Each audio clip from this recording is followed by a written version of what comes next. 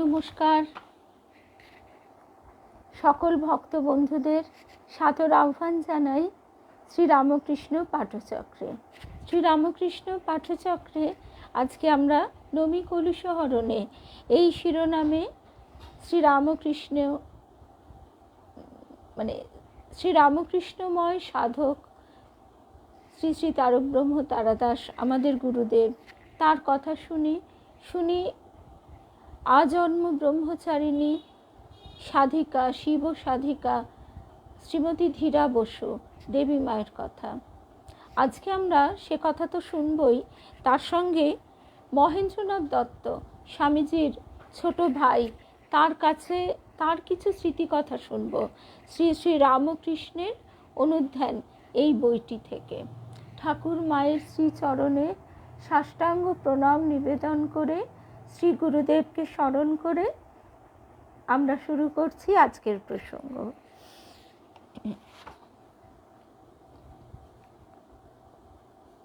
রাজমোহন বসু নামে নন্দকুমার চৌধুরী লেনে কেশববাবুর একজন ভক্ত ছিলেন। তিনি অত্যন্ত সৎ ও ধর্মপরায়ণ ছিলেন। একবার মাঘোৎসবের কয়েকদিন পূর্বে তিনি নিজের বাড়িতে উৎসব করলেন। কেশববাবুর সমাজের ভক্তেরা, মানে ব্রাহ্ম সমাজের ভক্তেরা, তখনকার প্রথা মতো মাঘোৎসবের কয়েকদিন নিজের নিজের বাড়িতে একটি করিয়া নিশান তুলিতেন। 11ই মাঘ এই নিশান ব্রত সমাপন হতো। রাজমোহন বসুর বাড়িতে জায়গা অল্প হওয়াতে পাশে নন্দ চৌধুরীর বাড়িতে উৎসব হলো। বিকেলবেলা রাখাল ও আমি সেখানে গিয়েছিলাম। উঠোনে কীর্তন হচ্ছিল। মন একবার হরি বল, জলে হরি, স্থলে হরি, অনলে অনিলে হরি, এইভাবে কীর্তন চলছে। কীর্তন সমাপ্ত হলে ঠাকুর দালানে পণ্ডিত গৌরগোবিন্দ রায় ভাগবত পাঠ ও ব্যাখ্যা করতে লাগলেন। সন্ধ্যার সময় নরেন্দ্রনাথ উঠানে যেখানে কীর্তন হচ্ছিল তার এক পাশে গিয়ে বসল। খানিকক্ষণ পর কেশববাবু ও পরমহংস মশাই আসলেন। রাখাল নরেন্দ্রনাথ সেখানে রইল। কি কথাবার্তা হয়েছিল তা আমি জানি না। প্রচুর জনসমাগম হয়েছিল, খুব কীর্তনাদি হয়েছিল, এমনকি পাড়াতে বেশ একটা হইচই পড়ে গিয়েছিল। তখন ঠাকুরের সব কথা তো কেউ লিখে রাখতো না। ঠাকুর তখন কিভাবে এই কলকাতার পথে ঘাটে সাধারণ মানুষের বাড়িতে কিভাবে যেতেন, হরিনামে মাতোয়ারা হতেন, সেসব কথা আজকে যখন আমরা বইতে পড়ি তখন মনে হয় যে আমরা যেন স্বপ্নে বা সেই কোন সুদূর অতীত থেকে একটা হঠাৎ হাওয়ায় একটা অদ্ভুত সুগন্ধ এসে আমাদের স্পর্শ করে গেল। এর বেশি আমরা অনুভব করতে পারি না। তবে ঠাকুরের কথা, এটা তো ভারী অদ্ভুত ব্যাপার যে মাস্টারমশাই ঠাকুর সে ব্যবস্থাই করে এনেছিলেন যে লিপিবদ্ধ আছে, তার ফটোগ্রাফ আছে। আমরা যত তাতে ডুব দেবার চেষ্টা করব, ততই আমরা এই ধরনের প্রসঙ্গ শুনতে শুনতে স্বামী চেতনানন্দজি মহারাজ যাকে সচল ধ্যান বলেছেন, সচল ধ্যান, আমরা সেই সচল ধ্যানে ডুবে যেতে পারি। যেমন বাগবাজার মায়ের বাড়িতে গেলে তখন বাগবাজার মায়ের বাড়ির সামনে দিয়ে নিশ্চয়ই এরম পিচ রাস্তা হয়নি। তখন সেই মেঠো পথ ধরে মা গঙ্গা স্নানে যেতেন। সামনে একটা কিছু কুঁড়ে ঘর টাইপের ছিল, সেখানে একদিন একটা বউকে তার স্বামী বেধড়ক মারধর করছিল। মা শেষে সেই কান্না শুনে বাইরে বেরিয়ে মুখ বাড়িয়ে বলছেন, মিনসে একেবারে মেরে ফেললে গো। তারপর এমন ধমক দিলেন যে তারপর থেকে সেই রকম অত্যাচার কমে গিয়েছিল। তাই এইখানেও এই বইটি অনেক দিন বাদে আজকে বইয়ের তাক থেকে হঠাৎ যখন হাতে এলো তখন মনে হলো আজকে আমরা এই প্রসঙ্গগুলি একটু একটু শোনবার চেষ্টা করি। সকল ভক্ত বন্ধুদের শুভ সন্ধ্যা জানাই আর শুভেচ্ছা জানাই। আমরা সবাই যেন ঠাকুরের এই অপূর্ব ভাবে এবং এই যে একটা সুবাতাস চন্দন গন্ধি সুবাতাস স্পর্শ করে যায়, সেই অনুভবটুকু পেতে পারি। এই অনুভবটুকু পাওয়ার জন্য আমাদের কোথাও যাওয়ার দরকার নেই। নিজের ঘরের কোণে চুপ করে শুধু ধ্যান না হোক, এই সচল ধ্যানটুকু তো হতে পারে। এই যে সেখানে বিকেলবেলা মহেন্দ্রনাথ দত্ত স্বামীজির ছোট ভাই বলছেন, রাখাল আর আমি সেখানে গিয়েছিলাম, উঠোনে কীর্তন হচ্ছে। মন একবার হরি বল, জলে হরি স্থলে হরি, অনলে অনিলে হরি। এইভাবে কীর্তন চলছে। কীর্তন সমাপ্ত হলে ঠাকুর দালানে পণ্ডিত গৌরগোবিন্দ রায় ভাগবত পাঠ ও ব্যাখ্যা করছিলেন। সন্ধ্যার সময় নরেন্দ্রনাথ উঠানে যেখানে কীর্তন হচ্ছিল তার এক পাশে গিয়ে বসল। খানিকক্ষণ পরে কেশববাবু ও পরমহংস মশাই এলেন। রাখাল নরেন্দ্রনাথ সেখানে রইল। কি কথাবার্তা হয়েছিল তা আমি জানি না, বলছেন মহেন্দ্রনাথ দত্ত। ঠাকুরের এই স্বামীজির ছোট ভাই তো, তখন তার বয়সও যথেষ্ট কম, সেই জন্যে তিনি হয়তো বা বুঝতেও পারেননি, অথবা সেখানে তিনি সেই একদম যেখানে কথাবার্তা হচ্ছে সেখানে ছিলেন না। পরমহংস মশাই একদিন রবিবার সন্ধ্যার সময় হঠাৎ সাধারণ ব্রাহ্ম সমাজে গিয়ে উপস্থিত হন। নরেন্দ্রনাথ ওপরের বারান্দায় যেখানে গান হতো সেখানে ছিল। সে তাড়াতাড়ি নেমে এলো, তার কাছে এলো, মানে ঠাকুরের কাছে, এবং অনুনয় করতে লাগলো যেন তিনি সেখান থেকে চলে যান। কারণ নরেন্দ্র বেশ কদিন দক্ষিণেশ্বরে যায়নি, আর দক্ষিণেশ্বরে যায়নি বলে ঠাকুর একদম অস্থির হয়ে পড়েছেন। নরেন নরেন ন বলতে বলতে ঠাকুর যেমন সমাধিস্থ হয়ে পড়তেন, সেই ন কথাটিও মানে যেন আর মুখ দিয়ে বেরোচ্ছে না। এবং তার ওই অবস্থা দেখে ব্রাহ্ম সমাজের সকলে নিন্দা করবে, কৌতুক করবে, ব্যঙ্গ বিদ্রুপ করবে, সেই জন্য নরেন তাড়াতাড়ি ছুটে এসেছে। সাধারণ সমাজের ভাব অন্যরকম হওয়ায় নরেন্দ্র অতীব শঙ্কিত হয়েছিল, পাছে সমাজের লোকেরা কোনো রকম অসম্মান করেও ছিল, আলো নিভিয়ে দিয়েছিল। পরমহংস মশাই খানিকক্ষণ সেখানে রইলেন। যতক্ষণ রইলেন নরেন্দ্র তার পাশে পাশে ছিল। অবশেষে পরমহংস মশাই চলে এলেন। তিনি বলেছিলেন, ডাল খিচুড়ি সাধারণ ব্রাহ্ম সমাজ, অর্থাৎ পাঁচ মিশেলি, সব জিনিস থেকেই কিছু কিছু নেওয়া হয়েছে, কোনোটাই পুরো মাত্রায় নয়। তো এইরকম আরেক দিনের কথা, পরমহংস মশাই সিমলাতে এসেছেন, সিমলে পাড়ায়।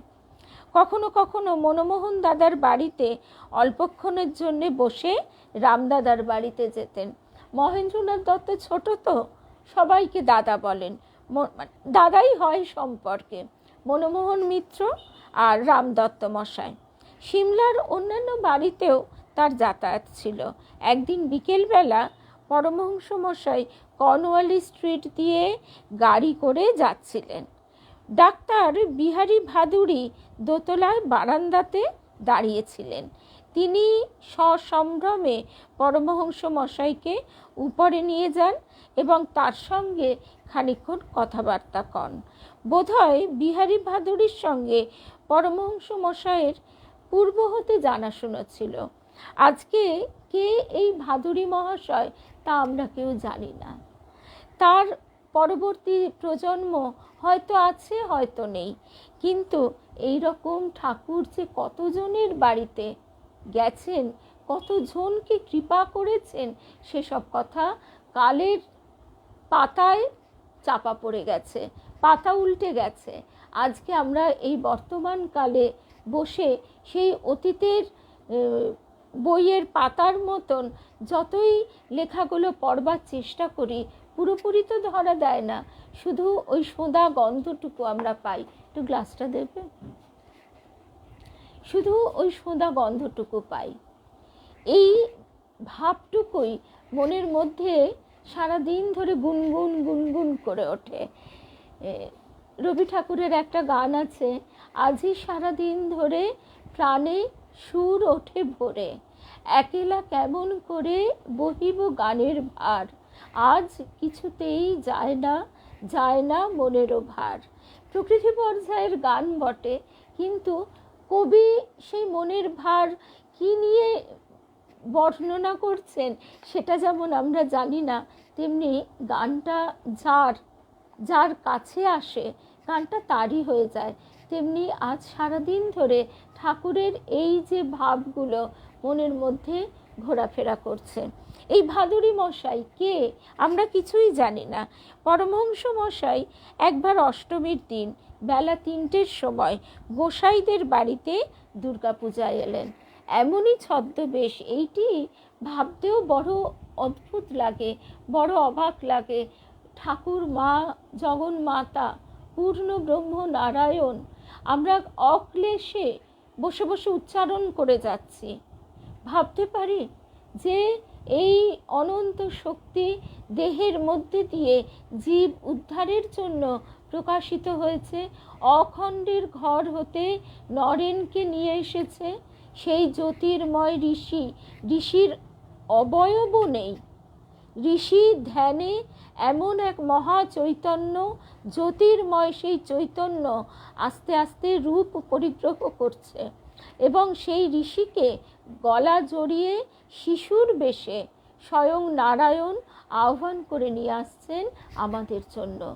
যারা আমরা পোকার মতো কিলবিল করছি, সেই আমরা আজকে তার নাম অক্লেশে উচ্চারণ করছি। এইটুকুই যদি ভেবে উঠতে পারি ঠিক, তাহলে মনের ভেতরটা মনে হয় যে এর ভিতরটাকে কোনোভাবে যেন আমরা কদর্য না করি, নোংরা না করি। তাহলে তিনি কি করে চরণ রাখবেন? আমাদের গুরুদেব বলতেন, তোমাকে হৃদয়ের রাস্তা তৈরি করতে হবে। তুমি যদি রাস্তা তৈরি না করো, তিনি তাহলে কি করে আসবেন? তুমি কি নোংরা রাস্তায় যেতে পারো? নোংরা আবর্জনার মধ্যে গিয়ে দাঁড়াতে পারো? কি অপূর্ব কথা। সেই রকম একদিন অষ্টমী দুর্গাপূজা, পরমহংস মশাই বেলা 3টের সময় গোসাইদের বাড়িতে দুর্গাপূজায় এসেছেন। সদর দরজায় ঢুকতে ডান দিকে রাস্তার ধারের ঘরটিতে তিনি কয়েক মিনিট বসেছিলেন। আমরা পাড়ার লোক অনেকে সেখানে গেলাম। মহেন্দ্র গোস্বামীর সঙ্গে পরমহংস মশাই অনেক কথাবার্তা কইলেন। এখন মশাইদের কথাবার্তার মধ্যে আমরা ছেলে ছোকরার দল ভিড় করে দাঁড়ালেও সব কথা বুঝতে পারছি না। সুরেশ মিত্তিরদের তখন নতুন গাড়ি কেনা হয়েছিল। এই জন্যে সুরেশ মিত্তির অতি আগ্রহের সঙ্গে তাকে নতুন গাড়িতে বসিয়ে নিজেদের বাড়িতে নিয়ে গেলেন। আমরা আর যাইনি, তার ছেলে ছোকরার দলকে আর কে তুলবে? সুরেশ মিত্তিরদের বাড়ি থেকে সেদিন তিনি প্রতিমা দর্শনের জন্যে অন্য কোথায় আরও কটি বাড়িতে চলে গেলেন। সে খবর আর জানি না, বলছেন স্বামীজির ভাই।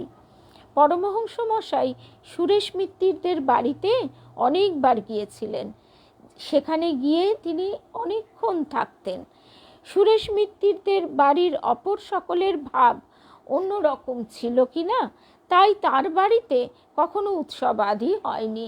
তখন তো জয়েন্ট ফ্যামিলি, এবং সেই সকলের মধ্যে এই সুরেশ মিত্তির মশাই ছিলেন ঠাকুরকে ভালোবাসার মানুষ। ঠাকুরকে এই একমাত্র তিনি ভালোবাসতেন। সেই জন্যে তিনি আর বাড়িতে অনুষ্ঠান করবার, ঠাকুরকে নিয়ে উৎসব করবার ব্যবস্থা করে উঠতে পারেননি।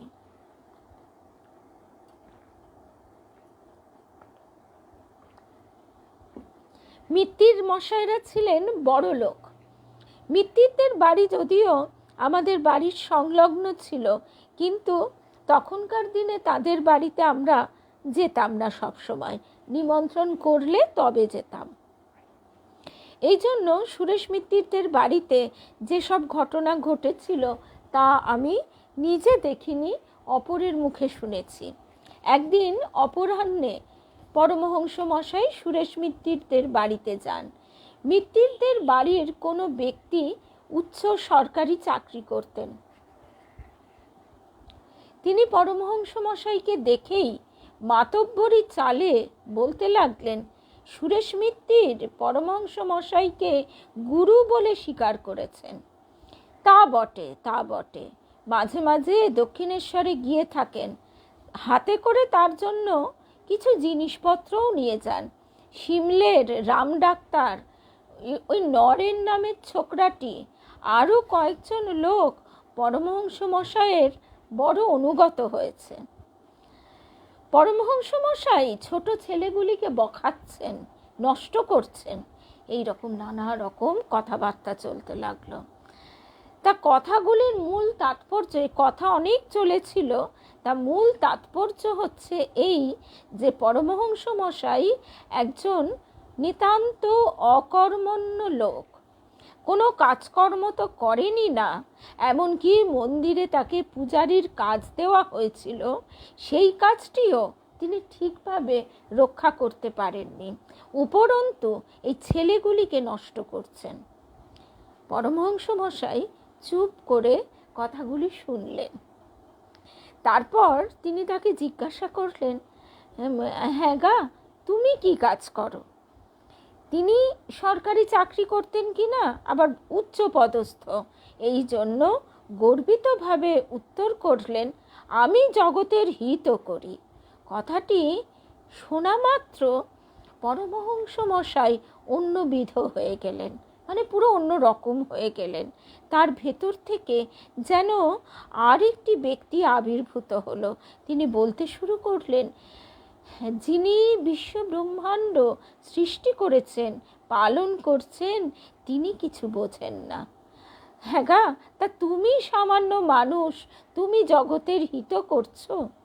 স্রষ্টার চেয়ে তুমি বুদ্ধিমান, বিচক্ষণ? পরমহংস মশাই এই বলে তাকে কঠোর তিরস্কার করলেন, এমনভাবে বললেন যে সেখানে একজনও আর একটি বাক্য উচ্চারণ করতে পারল না। তিনি তখন অপ্রতিভ ও জড়সড় হয়ে চুপ করে গেলেন। আর পরমহংস মশাইয়ের সেই সময়ের যে রূপ হয়েছিল, যে মূর্তি তিনি ধারণ করেছিলেন, তা আমি বিশদ বলে তোমাদের বোঝাতে পারবো না। এই কটা কথা বলার পর লোকটি খুব বিরক্ত হলো। মানে পরমহংস মশাই এই কটি কথা বলার পর লোকটি খুব বিরক্ত হয়েছিল, কারণ সেই লোকটির প্রতি সকলের এতদিন বেশ একটা শ্রদ্ধার ভাব ছিল। এদিকে লোকে কিন্তু তাকে নিয়ে ফিস ফিস কানাঘুষো করতে লাগলো, আর সবাই পরমহংস মশাইয়ের প্রতি এক অদ্ভুত শ্রদ্ধার দৃষ্টিতে, ভালোবাসার চোখে তাকাতে থাকলো। পাড়ায় দিন কতক এই নিয়ে বেশ কথা চলতে লাগলো। আমরা আবার পরস্পর ঠাট্টা করে বলতেও লাগলাম, কি হে, জগতের হিত করছো নাকি তুমি?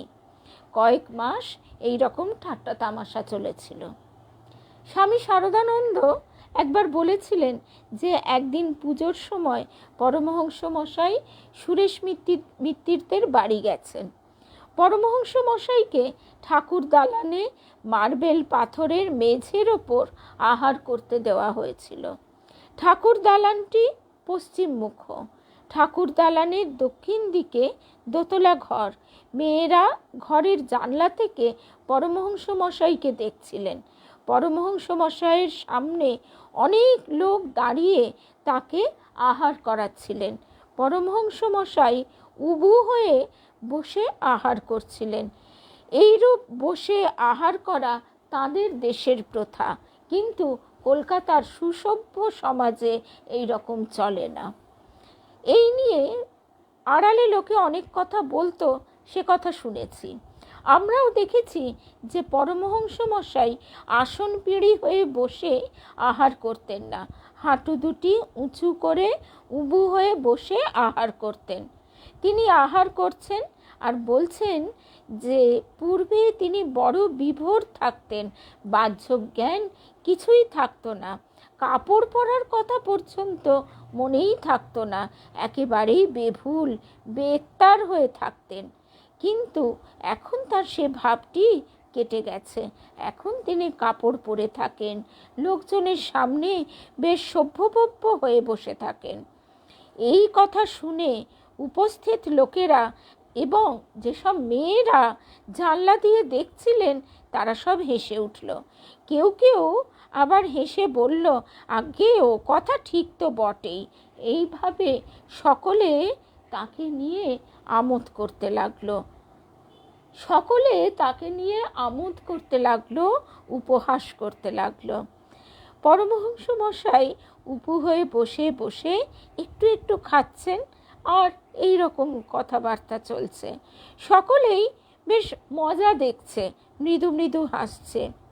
বাঁদিকের বগলের প্রতি হঠাৎ পরমহংস মশাইয়ের দৃষ্টি পড়ল। তিনি দেখেন যে কাপড়খানি আর তার কোমরে নেই। কাপড়খানি বাঁদিকের বগলের দিকে দৃষ্টি পড়েছে, কাপড়খানি বাঁ বগলের ভিতরে জড়ানো রয়েছে, আর তিনি দিগ্বর্ষণ হয়ে বসে আছেন। এই রকম দেখে এতক্ষণ তিনি বুঝতেই তো পারেননি। হঠাৎ ওই বগলে কাপড় জড়ানো দেখে অপ্রতিভ হয়ে বলছেন, আরে ছ্যা, ওটা আমার আর গেল না, কাপড় পরাটা আর আমার মনে থাকেনি গো, কাপড় পরাটা মনে থাকেনি। এই বলে তিনি তাড়াতাড়ি কাপড়খানি নিয়ে কোমরে জড়াতে লাগলেন।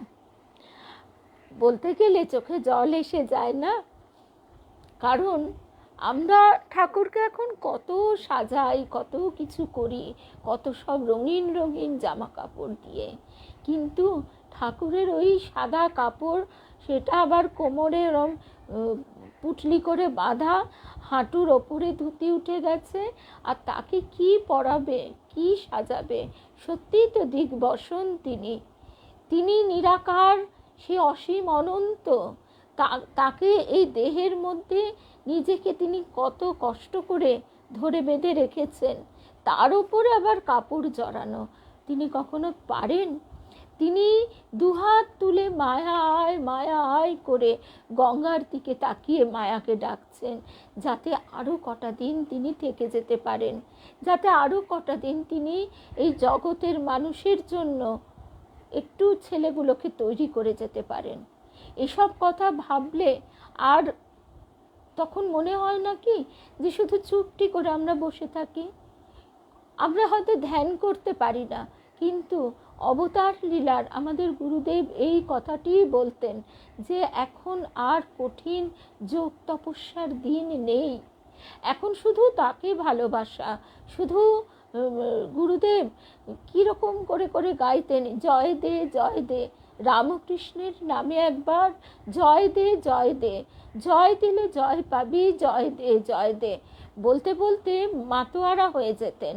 আর আমরা, আমার তখন বয়সটা তো খুব অনেকটা কম ছিল, হাঁ করে তাকিয়ে তাকিয়ে দেখতাম যে একটা মানুষ আর 5টা মানুষের থেকে কত আলাদা হতে পারে।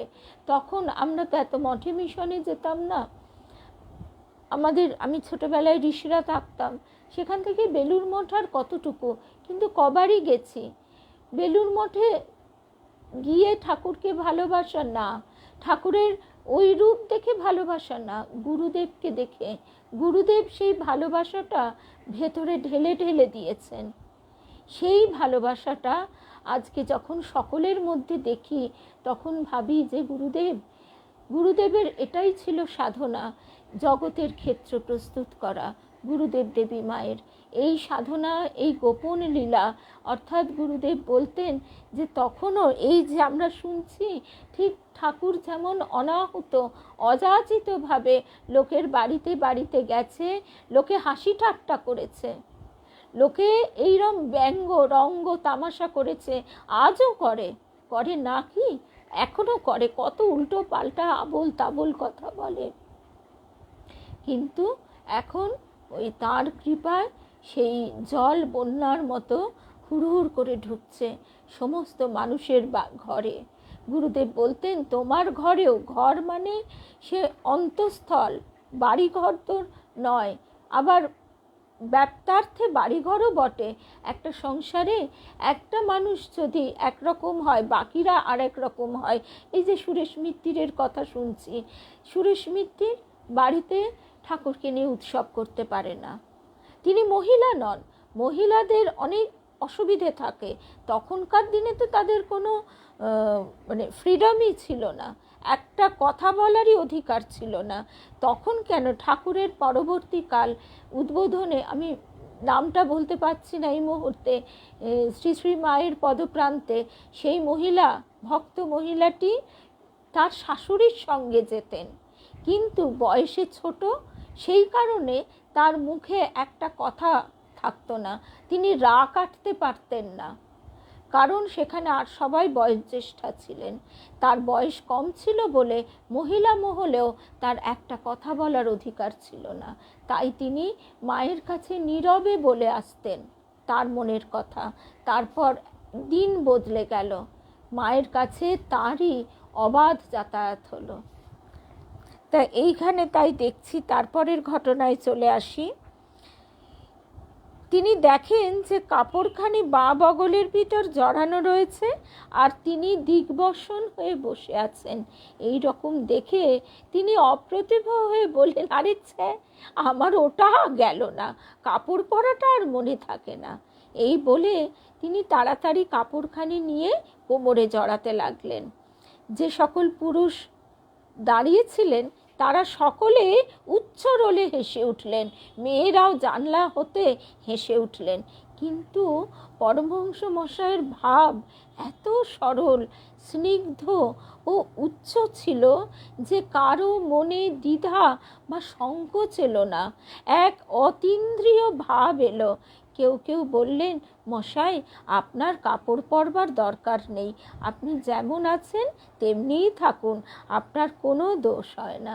একটা শিশুকে দেখলে মানুষের যেমন ইন্দ্রিয় তাড়না আসে না, ইন্দ্রিয় বোধ জাগ্রত হয় না, ঠিক তেমন ঠাকুরের তখন কত বয়স, 30-এর ওপর বয়স। কি অপূর্ব কথা, মানে অতীন্দ্রিয় ভাব কাকে বলে, এই ছোট ছোট আভাস আমরা পাই। সত্যি তাই, যে তার কৃপা হলে, তিনি মায়াধীশ, তিনি কৃষ্ণ স্বয়ং, তিনি কৃপা করে জীবের এই মায়া মোহ মুহূর্তে সরিয়ে দিতে পারেন। সেই কারণে সেই মুহূর্তে তাদের মন থেকে সমস্ত পার্থিব লজ্জা, ঘৃণা, ভয়, সমস্ত কিছু ভাবগুলো সরে মুছে গিয়েছিল। এটি লক্ষ্য করবার বিষয় যে একজন, এবার মহেন্দ্র দত্ত লিখছেন, একজন পুরুষ দিগ্বসন হয়ে বসে আছেন, তাতে কারো মনে দ্বিধা বা সংকোচ আসছে না। মেয়েরাও দেখছে, এমনকি মেয়েরাও দেখছে, তাদের মধ্যেও কোনো দ্বিধা, সংকোচ, লজ্জার ভাব আসছে না। ইহা উন্মত্ত ব্যক্তির ভাব নয়। পাগল দেখলেও আমরা চোখ সরিয়ে নিই। ইহা বালকের ভাবও নয়। বালকও আমরা বলি না, একটু বড় হলে আহা প্যান্টটা পরিয়ে দাও, বলিও হয়তো।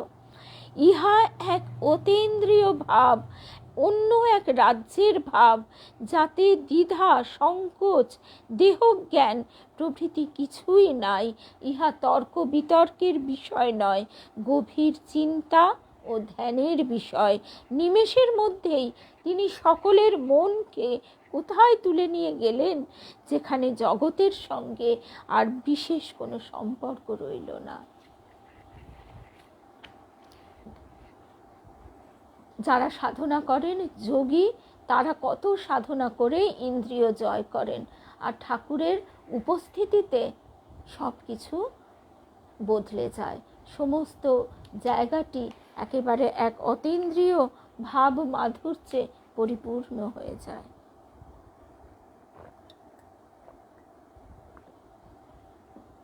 সেদিন উল্টো রথের দিন, উল্টো রথই তো, উল্টো রথের দিন না, গুরু পূর্ণিমার দিন। গুরু পূর্ণিমার দিন আমরা যখন ফিরছি কাকুর কাছে, জগদ্যান ওই মানি স্কোয়ারের ওইখানটাতে ওইখানটাতে এলেই মনটা এক অদ্ভুতভাবে পরিপূর্ণ হয়ে যায়। তখন আমি বলছিলাম যে দেখো এই জায়গাটা এখন দেখো, আর খুব বেশি দিন আগের কথা নয়, এইখানে ঠাকুর এই রাস্তা দিয়ে ঘোড়ার গাড়িতে চেপে আসছেন, তখন এখানটা আধা গ্রাম, মানে আধা গ্রাম মানে গ্রামও নয়, গ্রামের থেকেও ঝোপঝাড় জঙ্গল, মানে ওই তখন আমার হাজব্যান্ড বলছে এই কদিন আগেও এই বাইপাস সংলগ্ন এরিয়া কীরকম ছিল আমরাই মনে করতে পারি। আর তখন সেইখানে রামদত্ত তিনি একটা বাগান কিনেছেন কাকুরগাছিতে। রামদাদা একদিন পরমহংস মশাইকে তার কাকুরগাছির বাগানে নিয়ে গেলেন। 1883 সাল রামদাদা ওই জমি খরিদ করেন বাবার পরামর্শ মতো ও অনুমোদন ক্রমে।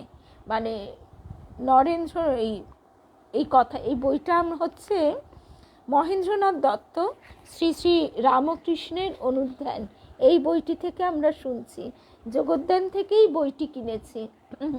কাবেরীকে বিশেষ করে মানে বলবার কথা মনে আসছে, ওর মেয়েরও ওখানেই তো দীক্ষা লাভ, ও তো যায়, বইটা এখন তো পাওয়া যায়, আগে বহুকাল বইটা আউট অফ প্রিন্ট ছিল, আউট অফ মার্কেট ছিল, এখন বইটা পাওয়া যায়।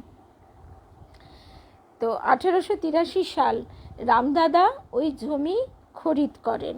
বিশ্বনাথ দত্ত কলকাতা হাইকোর্টের অ্যাটর্নি, তিনি পরামর্শ দেন এবং ওই জমি সম্বন্ধে লেখাপড়া তার মাধ্যমেই হয়েছিল।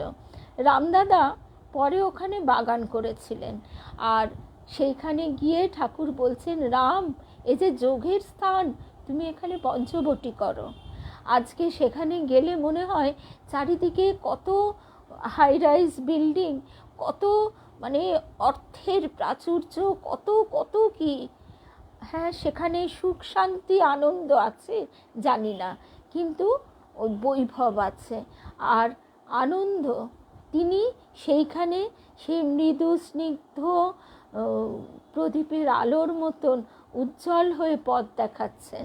যে দেখতে পাচ্ছে সে ধন্য, আর না হলে ওই বৈভবের আলোতে চোখ না দিয়ে মানি স্কোয়ারে ঘুরে বেড়াচ্ছে জিনিসপত্রের মধ্যে। কি অদ্ভুত কম্বিনেশন! ওইখান দিয়ে গেলেই সব সময় এটা মনে হয়। এখন তিনি কৃপা করে কোন দিকে টানবেন সেটা সম্পূর্ণ তার কৃপা। আমাদের শুধু প্রার্থনা আমরা যেন ওই বৈভবের মধ্যে কখনো দিশাহারা হয়ে পথ না হারিয়ে ফেলি। পরমহংস মশাইকে কেউ কেউ ভক্তি করতেন, তার জন্য উৎসব আদি করতেন, দক্ষিণেশ্বরে দ্রব্যাদি পাঠাতেন। কিন্তু নরেন্দ্রনাথ যাদের কিছুই ছিল না, সেই রকম যুবকদের উপর তার বিশেষ এক আকর্ষণ ছিল দেখা যেত। এই জন্যে তিনি তাদেরকে এমন করে খুঁজে বেড়াতেন। শেষে যুবা রাখালকেও কাছে পেয়েছিলেন, কাছে রেখেও ছিলেন। গুরু ভক্তি ও গুরুর আদেশ পালন, এই দুইটির ভিতর বিশেষ পার্থক্য আছে। সাধারণ ভক্তেরা গুরুর দেহটিকেই শ্রেষ্ঠ বস্তু বলে গণ্য করেন এবং গুরুর প্রতি যতটুকু ভক্তি করা প্রয়োজন বলে তারা মনে করেন, ঠিক ততটুকু ভক্তি করেই নিজেদের কাজে ব্যস্ত থাকেন। তাদের গুরু ভক্তি বা কার্য সেখানেই শেষ হয়ে থাকে। এই শ্রেণীর ভক্তেরা নিচে পড়ে থাকেন, উচ্চ অবস্থায় উঠতে পারেন না। অধিকাংশ লোকই কেবল গুরু ভক্তি দেখিয়ে কর্তব্য শেষ করতেন, কিন্তু নরেন্দ্রনাথ প্রমুখ মাত্র কয়েকজন যুবক গুরুর আদেশ পালন করেছিলেন। সেই গুরুর আদেশ পালন করেছিলেন বলেই, এবং কিভাবে করেছিলেন আমরা তো স্বামীজির অনুধ্যান প্রতি শনিবার শুনি, তাছাড়া বই তো সবার কাছেই এখন আছে। কিভাবে করেছিলেন তা বলার অপেক্ষা রাখে না। সেই বরানগরের ভূতের বাড়িতে আমরা একটা দিনও, সেই সময়কার বাড়িতে একটা দিনও কেউ পারতাম ওই রকম তেঁতুল পাতার ঝোল খেতে? গলা চুলকে ছিঁড়ে যাচ্ছে, মশায় ছিঁড়ে ফেলে দিচ্ছে, পারবো না, এই কথাই এখানে বলা হচ্ছে। পরমহংস মশাই প্রথম থেকেই নরেন্দ্রনাথ প্রমুখ যুবকগণের যে কিরূপ শ্রদ্ধা ভক্তি ছিল তা তো বুঝতে পেরেছিলেন।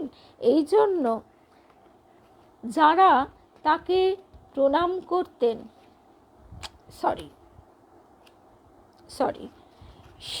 এই জন্য যারা তাকে মাত্র ভক্তি করতেন তাদের অপেক্ষা যারা ভবিষ্যতে তার আদেশ পালন করবেন, তার ভাবসমূহ জগৎকে দিবেন ও কার্যে পরিণত করবেন, তাদেরকে প্রথম থেকেই তিনি বিশেষ আপনার করে নিয়েছিলেন।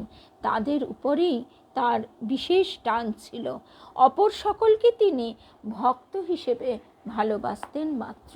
আমাদের গুরুদেবের এই যে একটি ভিডিও প্রকাশ পেয়ে গেছে, অনেকের কাছেই পৌঁছেছে, আমিও শেয়ার করে দিয়েছি। যিনি ইউটিউবে এই ভিডিওটি প্রকাশ করেছেন, তিনি যার কাছ থেকে পেয়েছেন এত কথা, অবশ্যই তিনি আমাদের সতীর্থ, কিন্তু এমনভাবে তিনি নাম প্রকাশে অনিচ্ছুক যে কোনোভাবেই তার নাম উচ্চারণ করা যাবে না। যিনি ইউটিউবে ভিডিওটি প্রকাশ করেছেন তিনিও প্রতিজ্ঞাবদ্ধ। আর একেবারে গুরুদেবের খুব ক্লোজ না হলে এই এত কথা কারোর জানা সম্ভব নয়। কিছু কিছু কথা বলেও বেশি কথা আমার বলতে এই জন্যই সংকোচ হয়েছে যে মানুষ কিভাবে গ্রহণ করবে। কারণ আমাদের গুরুদেব আমাদের প্রাণের ধন, তাকে আমরা এতটাই ভালোবাসি যে কেউ তাকে অন্যরকমভাবে ভাববে, এটা বড় ব্যথা লাগবে। সেই জন্য গুরুদেব ঠাকুরের কাছেই প্রার্থনা, এবং যেভাবে ঘটনাচক্র ঘটে এগিয়ে গেছে সেইভাবেই তার কথা প্রকাশ পেয়েছে। কিছুটা আমার মুখ দিয়ে প্রকাশ পেয়েছে, কিছুটা এইভাবে প্রকাশ পেয়েছে। তো আমাদের গুরুদেবেরও এইটি প্রার্থনা ছিল ঠাকুরের কাছে যে তিনি ঠাকুরের কাজ করবেন। কথা বরাবর শুনে এসেছি, ঠাকুরের কাজ। এবার কাজটা যে কি সেটা বোঝার ক্ষমতা ছিল না। বহু পরে একটু একটু করে যত এই সব ঘটনা বা এই সমস্ত লিপিবদ্ধ কথাগুলি জেনেছি, কাজটা হচ্ছে ক্ষেত্র প্রস্তুত করা। অর্থাৎ আমরা দেবযানে একটা কথা পড়ছি তো শুনছি যে ইন্সপিরেশন, অলক্ষ্য থেকে মানুষের মনের ভাবে পরিবর্তন ঘটানো, এইটাই আমাদের গুরুদেব অলক্ষ্যে থেকে মানুষকে রামকৃষ্ণমুখী করে তুলছেন। তিনি দেহে থাকতেও তিনি কোনো মন্দির প্রতিষ্ঠা করেননি। তিনি বলতেন বাইরের মন্দিরে কি হবে, ওরে পদ শাক ফুকে তুই করলি গোল, ঠাকুর তো বলেছেন। সুতরাং মন্দির নয়, হৃদয় মন্দিরে তিনি ঠাকুরকে প্রতিষ্ঠা করে দিয়েছেন। শুধু প্রতিষ্ঠাও করেননি, তিনি নিত্য পূজা করেছেন, আমরা করতে পারিনি। মায়ার ঝড়ে সেখানে সেই প্রদীপ দপদপ করে কেঁপে উঠেছে। গুরুদেব সেই অনুভূতি, উপলব্ধি, কৃপা দ্বারা সেই প্রদীপকে নিভতে দেননি, আগলে রেখেছেন। এবং আজকে এই যে জগতে শ্রীরামকৃষ্ণ নামের বন্যা, তার একটা বিরাট ধারা, শ্রীরামকৃষ্ণের এই বিরাট স্রোত অলক্ষ্য থেকে আমাদের গুরুদেব দেবীমার সাধনার ফল জগৎকে দান করার জন্যই আজকে প্রকাশিত হচ্ছে। কেননা ঠাকুরের এই যে জগৎ জোড়া কাজ, এই কাজে তিনি সবাইকে নিচ্ছেন, যে যেমনভাবে পারবে সবাই যাতে আমরা ঠাকুরের দিকে এগিয়ে যেতে পারি। না হলে আজকে এই যে ঘটনাগুলি ছোট ছোট শুনলাম, তখন মানুষ কিভাবে তাকে দেখত, কোন চোখে দেখত। আর এখন আজকে যে কালের দূরত্বে আমরা আছি, এখন আমাদের বোধের কিছুটা হলেও তো পরিবর্তন ঘটেছে। তার কৃপা না হলে, তিনি ছদ্মবেশ থেকে নিজেকে ধরা না দিলে ধরতে পারতাম না। দেবেন্দ্রনাথ মজুমদার মশাই তাই তার গানে লিখছেন যে তিনি ধরা না দিলে কোনো মতেই ধরা যায় না। তাহলে আজকে এইটুকুই শুনলাম। এ শোনার শেষ নেই, এবং শেষও যেন না হয়। এই অনন্ত পথ যেন আমরা রামকৃষ্ণ নামে বিভোর হয়ে চলতে পারি। জয় রামকৃষ্ণ, জয় রামকৃষ্ণ, জয় রাম।